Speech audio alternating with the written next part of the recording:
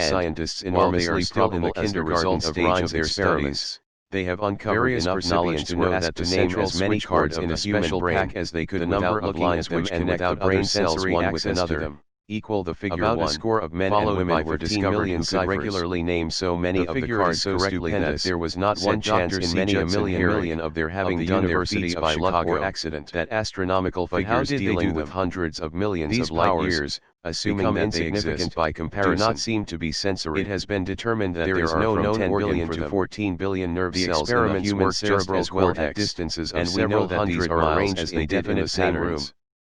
These These arrangements facts are also not disposed, haphazard. in Mr. Wright's They are opinion, orderly,